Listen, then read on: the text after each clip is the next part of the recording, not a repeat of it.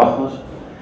Recordad que eran 3 trabajos, el de Andrea era estreno, el resto ya se han visto muchas veces, entre otras cosas porque habéis ganado muchos premios, o sea que se han tenido que ver muchas veces. Y bueno, yo quería primero daros las gracias por haber venido. Sois todos egresados, todos antiguos alumnos de la facultad y bueno, pues queríamos hacer un coloquio, una charla con vosotros y nos encantaría que los alumnos actuales pues que estén interesados en algo del mundo del cine que os hagan muchas preguntas, que es prueba de que se puede llegar a hacer trabajos maravillosos. Y bueno, la primera pregunta que os quiero hacer a los dos es cómo se os ocurrió un poco la idea, si, bueno, es una pregunta trampa porque es un poco la respuesta, si algún profesor de la facultad os inspiró el trabajo o pues, ¿quién de los dos? Pues a ver, la idea se me ocurrió pensando en haciendo una reflexión sobre la historia y pensando en cómo pudo influir el surgimiento de la fotografía en blanco y negro desde mediados del 18 hasta mediados del 20, cómo ese paréntesis en blanco y negro podía influir en la percepción que nosotros teníamos sobre la historia. Pero bueno, este era un tema que es más relacionado que sí con la psicología, con la percepción y luego para hacer un corto de estos es imposible, es un tema que es tan extenso, tan amplio que es difícil de cogerlo por cualquier lado. Entonces ahí decidí que una manera de cogerlo era con el tema de Grecia, que era como un ejemplo muy claro en el que nuestra percepción dista mucho de lo que era la realidad. Y bueno, me interesaba reflexionar sobre pues, las imágenes, las representaciones, nuestra percepción de la historia, todo lo que habéis visto. Muy bien. ¿Y en tu caso, Javier? Pues yo es que tenía una amiga viviendo en Oporto y la fui a visitar. Y lo primero que pasó es que me enamoré de la ciudad. Entonces pensé que quería una excusa para vivir ahí un tiempo. Y pasé unos días paseando por la ciudad y vi a los niños que saltan del puente, que realmente eso es una tradición de pues casi 70 años, o sea, prácticamente desde que se construyó el puente, es decir, los padres de esos niños ya jugaban a saltar. De hecho aparece en una película de Manuel de Oliveira, Nicky Bogo, y aparecen niños saltando al río y tal. Y entonces viendo, bueno, me impresionó mucho como turista que estaba ahí ver a esos niños saltar y veía que causaba mucha impresión a la gente de alrededor también. Y pensé que en la pantalla pues también sería impresionante el mostrar a esos niños y el mundo de esos niños, ¿no? Entonces a partir de esa realidad ya me imaginé cómo sería la vida del niño que nadie ve saltar, del que no se atreve a saltar, pero que también existe, ¿no? Y que no existe para los turistas o para los que llegamos ahí con esa mirada de los que pasamos por ahí unos días y nos vamos. Y bueno, pues a partir de ahí ya me dieron un premio por el guión y el premio consistía en dinero para rodar el corto y ya fui una temporada ahí a vivir y bueno, a preparar el desarrollo del proyecto. Muy bien, porque la otra idea que quería preguntar es cómo habéis levantado los proyectos, ¿no? Son muy distintos, supongo que con presupuestos muy distintos, pero económicamente, que es lo que más miedo da a los alumnos, sobre todo el primero y segundo, ¿cómo los habéis levantado? ¿Cómo habéis podido hacerlo? Bueno, en mi caso es un proyecto que tiene un presupuesto bajísimo, es casi la voluntad mía de hacerlo y la colaboración de las personas con las que he trabajado y por supuesto la colaboración de los entrevistados y de la gente que ha hecho los dibujos y básicamente sale de mi bolsillo lo poco que había que poner y de la ayuda de la gente. ¿Con qué cámara lo grabaste? Pues está grabado con una cámara de fotos, el Canon, que va a ¿Y luego el sonido? El sonido también con un micro, el sonido está ahí. ¿Pero usaste algo exterior o...? Sí, un micro aparte conectado a la cámara, pero... O sea, pero grabas directamente a la cámara. Sí. Sí, ya te digo que todo lo que es la producción es como reducidísimo, o sea, de hecho estábamos solamente el cámara y yo y los entrevistados en el caso de las entrevistas y luego, bueno, hay algunos planos que hay, pues sí que están tomados con la misma cámara pero un presupuesto reducidísimo. Pues nosotros hay dinero de financiación pública. El premio este que te digo que daban por el guión está medio camino entre premio y subvención. Lo llaman premio porque no hay que justificar todo. O sea, te dan un dinero que eran 8.000 euros y no hay que justificar nada. Entonces luego también tuvimos una ayuda del Ayuntamiento de Zaragoza de 4.000 euros y luego hay dinero de la empresa de barcos que además de cedernos los barcos gratis para el rodaje y tal, nos dieron 2.500 euros. Y luego hay dinero de la Embajada de España en Portugal, que también nos dio un dinero. Y luego, pues las productoras, tanto la española como la portuguesa, aportan todo su trabajo, que cuesta un dinero, pero que no cobró nadie de esas dos productoras, yo tampoco cobré. Y entonces, de alguna manera, pues aporté. Y claro, yo, pues además del guión, hice la dirección de casting, la dirección del corto y el montaje, con lo cual todo es un dinero que se ahorra. Los técnicos y los niños sí cobraron. Y luego hay muchas aportaciones en especies que, pues por ejemplo, los hoteles, pues conseguimos que un hotel de Oporto nos alojara a los técnicos que venían de España. Hay un patrocinio de ALSA que también, pues muchos equipos se alquilaban aquí porque en Oporto, aunque la ciudad es grande, no había muchas casas de alquiler de material de iluminación o de cámaras. Y entonces muchos equipos vinieron de Madrid y nos los traía ALSA, o los bares de la Ribera nos daban de comer. O sea, es un poco pues dinero y especies. El corto de Javier, el operador, es Javier Cerdá, que es uno de los grandes operadores hoy en día, ¿no? Sicario es la última película que ha hecho. Y ¿qué tal trabajar con Javier? ¿Cómo fue la experiencia? Pues muy bien, además le han dado varios premios de fotografía por el corto que me alegra mucho cuando le dan a alguien del equipo, ¿no? Y en este caso casi todo realmente se ha rodado con luz natural. O sea que el trabajo consistió fundamentalmente en recorrer las localizaciones pues varias veces. El vino, creo que hizo 2 viajes a Oporto previo al rodaje para ir viendo todas las localizaciones, a qué hora del día nos interesaba rodar en cada una de ellas, y la planificación la teníamos toda muy medida, o sea, prácticamente no hubo improvisación en el rodaje. De hecho, hay una anécdota que me gusta contar, y es que todo el calendario, es decir, la fecha en la que decidimos rodar, viene marcada por un plano que queríamos hacer, que es el plano de la niña que está tumbada al lado del agua, con los brillos del agua. Porque para que eso se pueda producir, el río en Oporto sube y baja la marea, con lo cual, para que el agua esté a la altura tan cerca de la niña y que se den esos brillos que solo se dan al mediodía, eso solo ocurría en un día concreto del mes. Con lo cual tuvimos que plantear todo el rodaje para que pudiéramos tener, para que ese plano fuera posible, porque otros días al mediodía el agua está baja, o el agua está alta a otra hora, entonces no brilla, ¿sabes?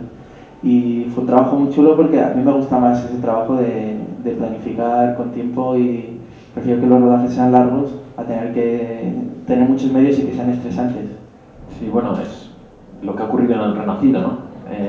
No utilizar luz exterior, pero eso no quiere decir que la iluminación vaya a ser de cualquier forma, sino hay que meditarlo mucho, pensarlo mucho, ¿no? La composición, ¿no? Sí, y toda la producción al final se adecua a esa forma de trabajar.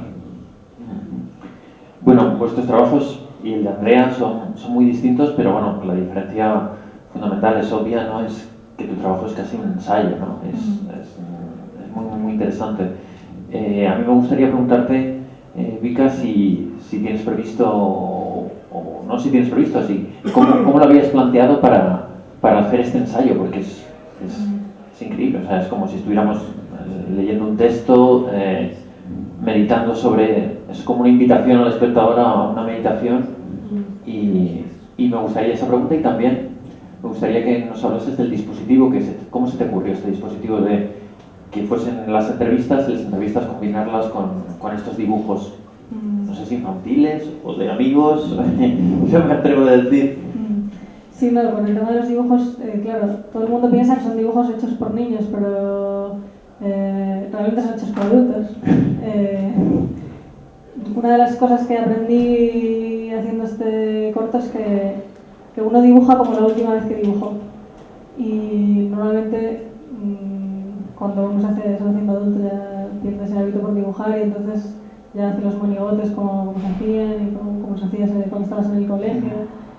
Y entonces, pues básicamente lo que yo pensé fue que quería ver si la gente ahora, cuando tú le pedías a alguien que te representara una época histórica, para que otro la pudiera reconocer, qué dibujaba, qué pintaba, qué intentaba comunicar para que otra persona pudiera entender eso. Entonces, lo que hice fue dividir la historia en varias épocas y entonces pedirle a ciertas personas que, así como un juego casi, no es ni un experimento científico, eso es casi un juego, pedirles que hicieran esa representación y sin recurrir a lo que tenían ellos en la memoria en ese momento, sin estudiar, sin irse a mirar imágenes, prácticamente de memoria. Y entonces estos fueron los dibujos que salieron. ¿Les decías colores? Porque no, en Egipto no. todos eran amarillos o... Claro, bueno, esa era un poco la cosa. Es curioso que luego pues todos más o menos utilizamos las mismas referencias, los mismos colores para ciertas épocas. Coincidía bastante y bueno, era curioso y respaldaba un poco pues, la hipótesis de que todos más o menos compartimos los mismos referentes y bueno, entonces yo creo que luego están las entrevistas por otro lado, ¿no? Que bueno, tú cuando haces un documental no sabes lo que estás haciendo hasta que lo terminas. Y el documental se hace en la sala de montaje. O sea, tú desde dirección, evidentemente, eliges el tema, planteas las entrevistas, eliges las preguntas, pero luego no sabes lo que te va a dar el entrevistado hasta que no lo tienes allí. Entonces, una vez que yo tenía hechas las entrevistas, construí un relato con las entrevistas y vi que los dibujos que tenía hechos también pues podían funcionar por encima en un plano distinto, o sea, funciona como en dos planos, por un lado las entrevistas y por otro los dibujos, que te va como comunicando el mismo mensaje pero de dos maneras distintas. Y bueno, eso básicamente. Sí, a mí me gustaría pensar, las tres personas son profesores de la Complutense, ¿no? Bueno, el primero no, el que es de lenguas clásicas, yo también cuando estaba planteando el tema y tal, escuchaba mucho en Radio Nacional un programa en el que hablaba este profesor, que era profesor de instituto, y le llevaban para hablar de temas relacionados con Grecia, con pues, todo el tema de la filosofía, cómo se podía aplicar en la actualidad, y me parecía súper interesante lo que él decía. Y entonces cuando decidí que él iba a hacer sobre Grecia, sobre los colores de Grecia, pensé, tengo que ponerme en contacto con esta persona y ver si le puedo hacer una entrevista. Y entonces efectivamente me puse en contacto con él y estaba súper dispuesto a colaborar. Y todo el mundo, a los que le he preguntado, están muy dispuestos a colaborar. O sea, yo animo a la gente a que no tenga miedo a preguntar, porque normalmente la gente siempre está... O sea, cuando conocen un tema siempre están muy dispuestos a hablar de ello y entonces este era un profesor de otro estudio, que no le conocí, no era de la Complutense directamente. Pero no. ¿Y por qué escogiste ese lugar? ¿Dónde es el lugar? Pues es un olivar que hay en el Juan Carlos I. Me parecía que era un entorno así que bueno, que le podía dar un punto más vinculado a Grecia, ¿no? Sí, la verdad es que lo parece, ¿no? Funciona muy bien y además él hace referencias al lugar y a Grecia a la vez, sí. O sea que eso funciona muy bien. Y Javier, te voy a hacer un poco la misma pregunta por el tema del dispositivo y en este caso, claro, tú controlaste todo, ¿no? Porque hiciste el guión y sobre todo el montaje después. Entonces, ¿cómo construiste o cómo cambió mucho en el montaje el guión que llevabas? Por otras conversaciones que hemos tenido tú y yo, sé que habías estado viviendo solo para escribir el guión unos meses, entonces un poco que nos digas si ese último, esto que vemos se parece a lo que tenías en la cabeza o fue cambiando mucho. Desde que tuvimos ya la última versión del guión y la planificación a lo que me encuentro en la sala de montaje no cambió mucho, salvo por todas las escenas de los niños que saltan y que hay como con la música inicial, con los créditos y eso. Esa parte hay planos o sea, planos de actores, de niños que están actuando, con planos de documental mezclados, todo. Porque el día que teníamos el permiso para rodar en el puente no conseguimos cumplir con el plan de rodaje y nos faltaron un montón de planos de niños hablando entre los hierros, todo ese tipo de cosas. Entonces tuvimos que resolver luego la secuencia yendo otro día a grabar a los niños que saltan normalmente, o sea que muchos niños no saben que están ahí. De hecho hay un montón de planos también de turistas asomados que no saben que están ahí en el corto. Y luego hay mucho resuelto en off, que yo creo que no lo piensas cuando ves el corto, pero se oyen las conversaciones de los niños porque luego grabamos conversaciones de ellos, pero están sobre la cara de Leo. Entonces ahí sí que tuvimos que jugar un poco en el montaje para solucionar algo que era un problema. Pero el resto, como te digo, como medimos mucho en la preproducción, toda la planificación, prácticamente no había planos para montar las secuencias. Muchas secuencias son un plano o dos planos y no había más donde elegir. Y lo que sí que fue cambiando mucho es de la idea que yo tenía del primer guión que escribí a la planificación con la que fuimos al rodaje. Como yo estuve en Oporto 3 meses, más o menos, haciendo un casting muy exhaustivo a muchos niños y recorriendo los lugares, pues el guión se fue adaptando para intentar mirar más a la realidad y para aprovechar la arquitectura de esas calles, con el puente por encima, todo lo que yo había imaginado en mi casa cuando escribía el guión, pues le sacaba poco partido a la realidad que luego veía ahí. Entonces ahí sí que se fue transformando y de hecho el último borrador del guión lo tuvimos un día antes de rodar, porque hasta ese momento pues veía algo que me interesaba e intentaba de alguna manera meterlo en el guión. Muy bien, no sé si alguien tiene alguna pregunta. Yo quiero saber más. Gracias. Yo quiero saber. Hola. Yo quiero saber un poco más sobre vosotros, más que sobre los cortos, qué es lo que hicisteis cuando salisteis de aquí de la facultad. Estudiasteis comunicación audiovisual, supongo. No sé, que me digáis un poquillo cuáles han sido vuestros pasos. Pues sí, yo estudié comunicación audiovisual, que creo que terminé en 2010, no sé, ahora dudo si 2010 o 2011. Después fui a estudiar un curso de unos 2 meses a la Escuela de Cine de Cuba, en San Antonio de los Baños, un curso de dirección de actores y la relación del actor con la cámara, que creo que es de lo que menos, sobre todo la dirección de actores, lo que menos habíamos trabajado en la carrera. Y esa fue una experiencia muy importante. Yo creo que aprendí ahí mucho en unos meses, que aprendí tanto como casi, bueno, en mucho tiempo aquí en la universidad. Y después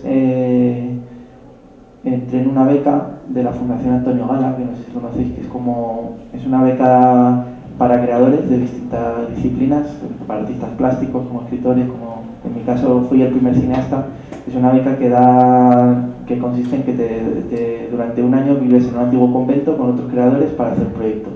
Y yo hice un largometraje de ficción de muy bajo presupuesto, rodado todo con ayuda de unos técnicos de un módulo de imagen y sonido en Córdoba. Y esa fue otra experiencia muy buena porque me fue la oportunidad de poder estar un año entero trabajando con actores, rodando, enfrentándome a hacer algo sin ninguna pretensión de que eso tuviera ningún éxito después o una difusión, porque mi vida estaba solucionada durante ese año para dedicarme a aprender. Y después de eso fue cuando hice ya el corto. Y entre medio he hecho algunos trabajos con algunas publicidades, pero básicamente eso.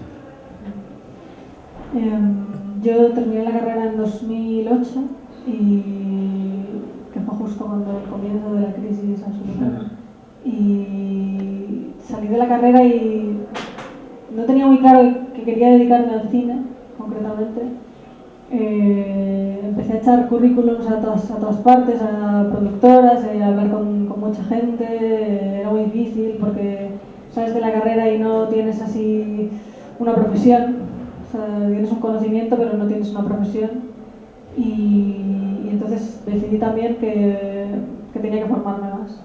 Y entonces hice un curso que duraba como medio año de edición y postproducción, del manejo de las herramientas sobre todo, que junto con todo el bagaje de la carrera en el que aprendes la parte teórica, pues el hecho de manejar las herramientas, de estar día tras día con el Final Cut, con el After Effects, haciendo cosas, ensayando, pues coges una soltura bastante grande. Y bueno, de todos esos momentos en los que había hablado con gente mientras estaba pidiendo trabajo y tal, un año después de repente me llamó alguien y entonces me llamaron para ofrecerme un trabajo de documentalista asistente en un documental que se estaba haciendo que se llama La Escuela Olvidada, que era de una coproducción de televisión española con el canal Historia, y entonces yo entré para hacer un refuerzo en la documentación, que era un trabajo que consistía en ir a los archivos, ir a buscar fotografías antiguas, imágenes, vídeo, lo que hubiera, artículos de periódico del tema este concreto, de principios del siglo XX, y entonces esto ya, al entrar más en contacto con esta productora y decirles yo que me dedicaba al montaje, bueno, porque tenía esa formación, y aparte había estado trabajando como montadora, haciendo reportajes para canales de televisión por internet, pues para su siguiente proyecto de largometraje documental me llamaron como montadora. Y entonces ya he montado 3 proyectos con esta productora de largometraje documental. Y yo me olvido decir que justo al terminar la carrera también fui meritorio de rodaje de una película, que creo que eso es una de las experiencias que todo el mundo debería pasar por ella, porque yo creo que aprendí también ahí mucho.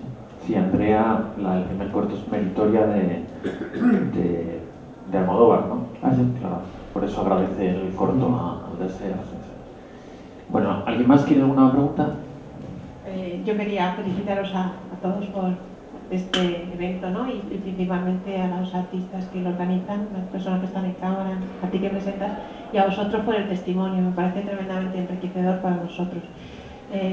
Yo quiero felicitarte a ti principalmente porque me ha gustado mucho el corto y porque me gustaría que me contara, porque es un crack, cómo pides tanta pasta y cómo lo haces, qué proyecto presentas, cómo lo organizas, o sea, cuéntanoslo todo, por favor, porque estamos aquí todos queriendo con ganas nuestros proyectos, pero sin un poco de dinero para poder salir a arrancar. Bueno, todo lo que es financiación privada, la Crack es una compañera que trabaja conmigo, que sobre todo es muy simpática y muy eficiente, y para conseguir ese dinero de las 2 instituciones privadas que pusieron, o los patrocinios, consistió en que tuvo que tocar a 200 puertas para conseguir que en 3 le hicieran caso. O sea, yo creo que eso es una cosa sobre todo de insistencia, un trabajo de fondo, y que el trato personal es muy importante. O sea, yo creo que ella transmite una ilusión por el proyecto, que es lo principal, que la persona que busque el dinero crea en el proyecto, lo transmita y lo consiga contagiar, y así ha conseguido muchas cosas también luego en la difusión, y ha conseguido que hayamos hecho muchos amigos y muchos buenos contactos en los festivales, porque luego hay todo otro arte que es el tratar con los festivales, y que este paso por los festivales sirva para que, pues cuando hagamos películas, haya una red grande de contactos y de gente que se dedica a lo mismo. Y en cuanto a la financiación pública, que sí que fueron 2 proyectos que presenté yo antes de que entrara una productora ni nadie que me ayudara, pues tenía la experiencia, ya había hecho otros cortos que me habían dado dinero público, y creo que básicamente, por un lado, tienes que conseguir que la persona que va a leer el proyecto consiga imaginar cómo va a ser ese resultado.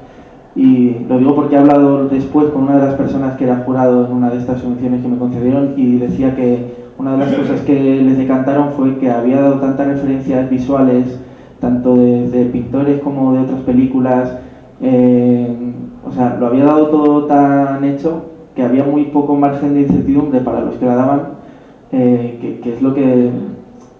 Claro, están jugando con dinero público, dicen no le podemos dar a alguien, si luego este corto es muy malo, pues la culpa es de las personas que han sido jurados, ¿no?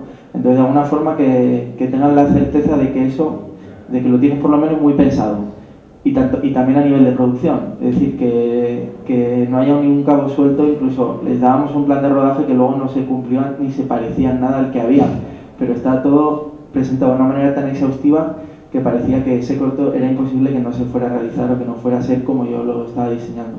Y luego, una cosa que parece una tontería, pero que el proyecto sea bonito, aparente. O sea, contratamos un diseñador únicamente para todo ese contenido que yo tenía claro del proyecto en sí cinematográfico, hacerlo bonito en lo plástico. Y una cosa tan tonta como que en vez de que el proyecto, que también me lo dijo la persona que concedía la subvención, que en vez de ser en vertical era en horizontal el dossier, como es el fotograma de cine, ¿no? Pues hacía que ellos que habían recibido 100 de repente veían uno que era al revés y que todas las páginas tenían como las dos barras negras antiguas de cuando las películas, la tele era en 4/3 pues, y las veíamos así, ¿no? Pues esa chorrada lo hacía destacar y creo que es muy importante la presentación. Claro, además jugasteis con suerte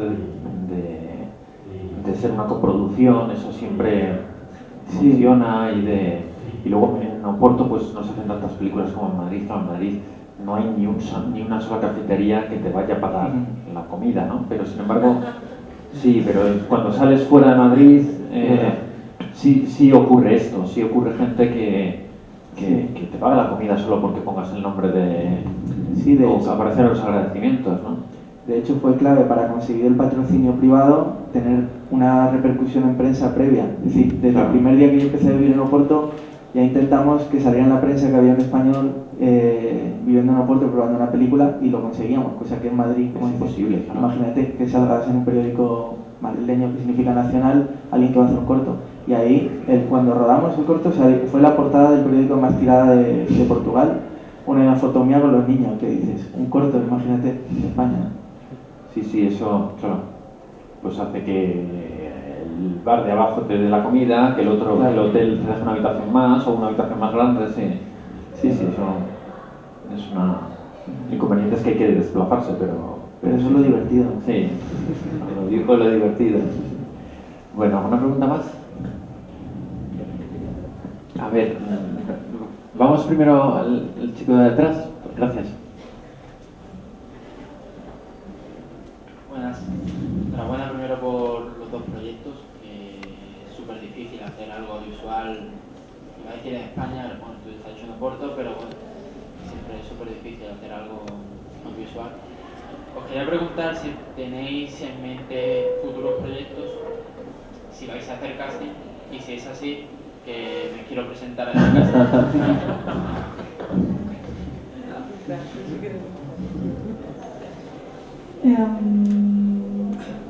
Yo estoy ahora mismo en fase de desarrollo de algún proyecto, de un proyecto documental, y de momento no voy a hacer casting para el proyecto documental, pero bueno, tenemos en cuenta.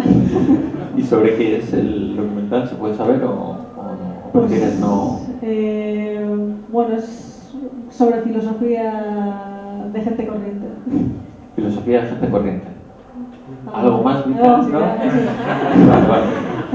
Está muy en ciernes todavía. Vale. Muy bien. ¿Sabéis que uno de los cortos más premiados en España se llama Hongos? Y yo no sé hasta qué punto esta anécdota será verdad, pero Ramón Salazar, que era el autor de este corto, le dieron cientos de premios, de verdad que cientos.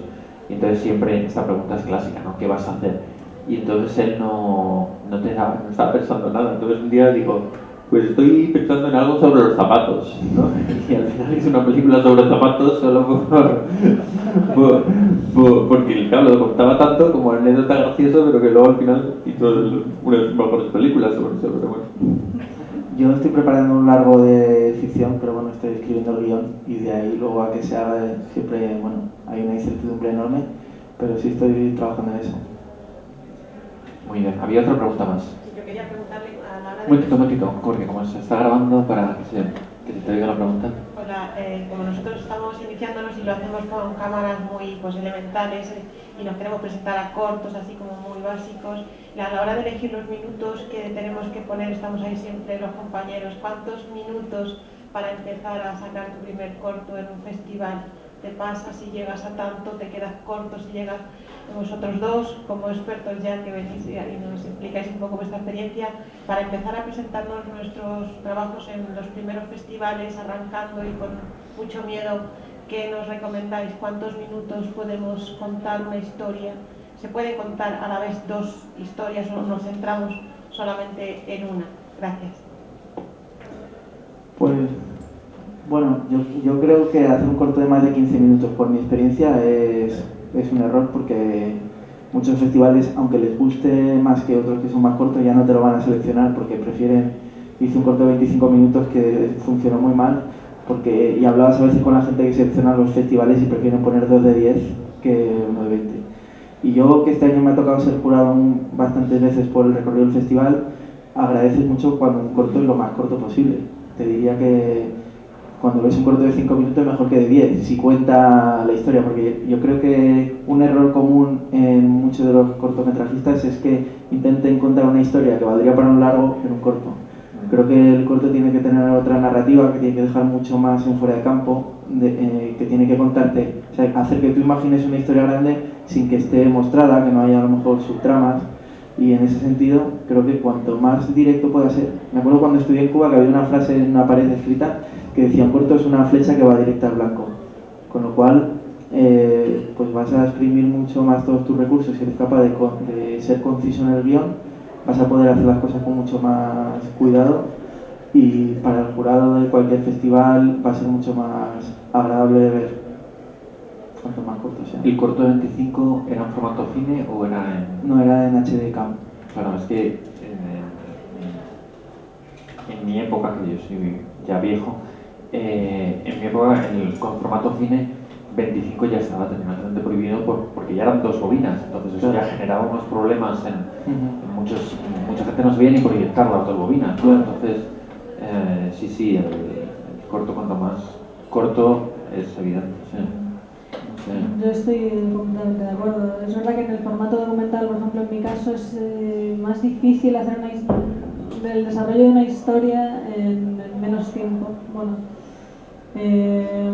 pero sí que es verdad que los festivales normalmente piden cortos es más fácil que te cojan un corto de 5 minutos que de más de 10. Y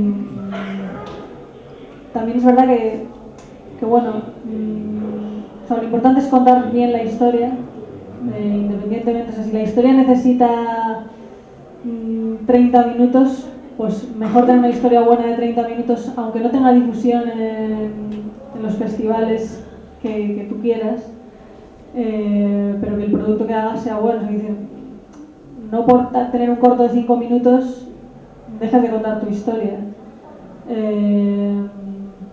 Luego también puedes ir ya a mirar festivales concretos. Por ejemplo, últimamente es muy famoso el No Todo Film Fest, que tiene una duración de 3:30, me parece que es.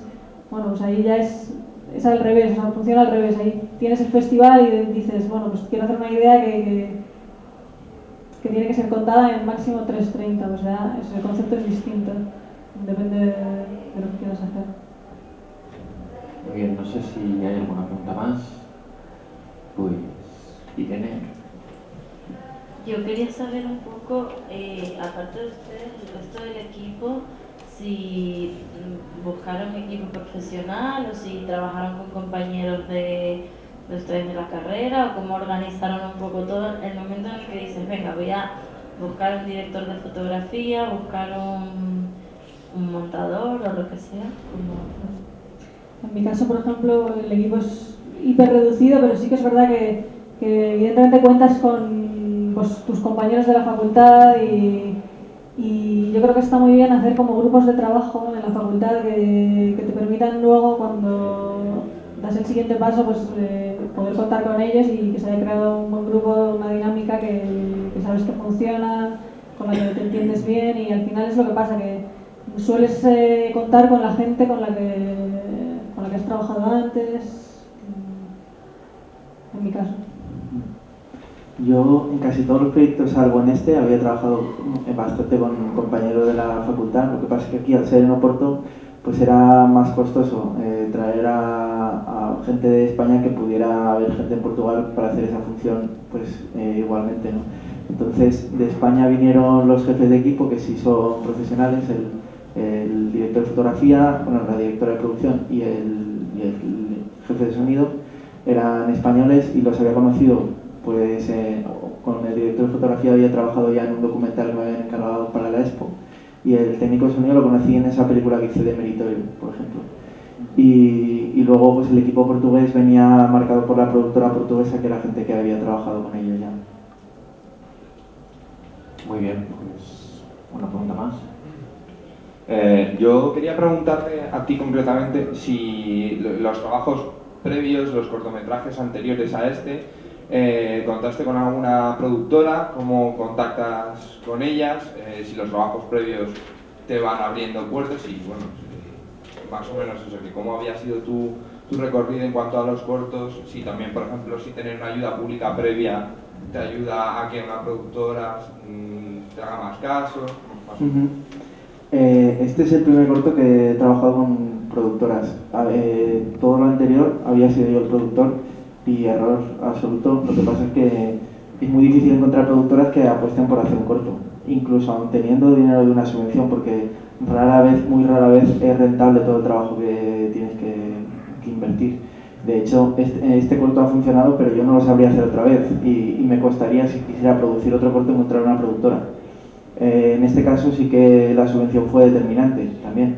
Si tú llegas con un guión, por bueno que sea, es bastante complicado, y a no ser que tú seas ya un director famoso, el que ese corto lo vayas a poder vender porque eres, o sea, alguien que ya ha hecho películas incluso, es muy difícil que una productora te escuche y tal. Pero bueno, y respecto al otro que preguntabas, sí que cada trabajo te abre la puerta del siguiente y de alguna manera te permite, si el anterior trabajo ha funcionado bien y ha sido mejor que el anterior, pues que el siguiente todavía vaya a ser en unas condiciones de producción un poco más grandes. Yo, este corto, pues creo que también pesó para que me dieran la subvención el que había rodado un largometraje de ficción, aunque fuera de escasos medios, que se había estrenado en el Festival de Málaga, por ejemplo.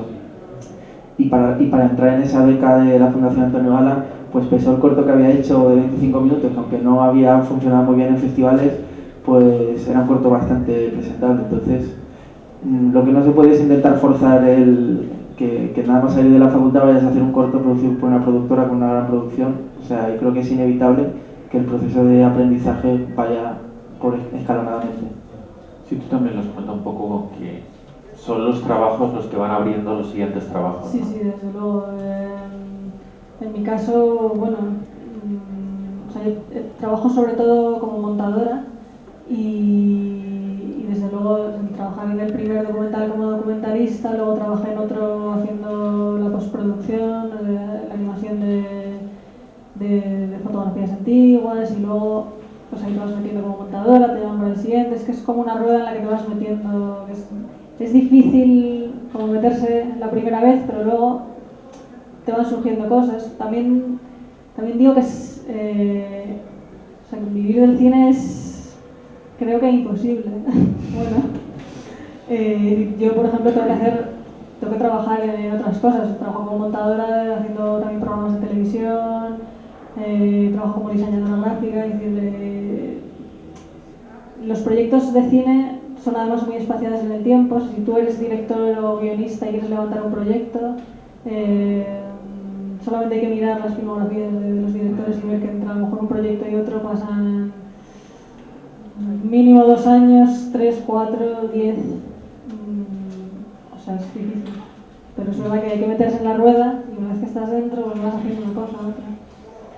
Pero les animáis, ¿no? Por supuesto. Yo he recordado una frase que entrevistamos una vez yo y un amigo, Antonio López, el pintor, y el amigo mío era pintor, ¿no? Y le preguntaba si a él le había costado mucho llegar a vivir de eso, ¿no? Y él decía que sí, desde luego, y que sería muy fácil si supiéramos cuántos años tienes que vivir en esa precariedad. Dice, así todos aguantaríamos si nos dijeran, son 10 años, ¿no? Hasta que empieces a vivir. Dice, bueno, pues me quedan 8, ¿no? Pero él decía también que no conocía a nadie con verdadera vocación y verdaderamente trabajador que no lo hubiera conseguido si había sido capaz de mantener esa incertidumbre, o sea, de soportar esa incertidumbre. Porque lo que pasa es que mucha gente se rinde al no poder soportar la incertidumbre tanto tiempo, porque a lo mejor pueden ser 10, pero a lo mejor son 40, ¿no? Y eso es lo complicado. Muy bien, pues ¿alguna pregunta más? Yo quiero hacer una oferta. A ver. Me llamo Alejandra y soy de patrimonio del máster de patrimonio audiovisual de esta casa y tengo un proyecto que lo voy a sacar adelante para presentar en un festival y estoy buscando gente de todo tipo que quiera participar. No hay dinero, pero hay mucha voluntad. Gracias. Muy bien. Bueno, pues si os parece cerramos ya el acto. Muchas gracias a todos y especialmente a Javier y a Vika y bueno, a vosotros por venir, a los equipos por jugar, a Alberto, a Juancho, en fin, a Dani que ya no está, pero muchas gracias a todos.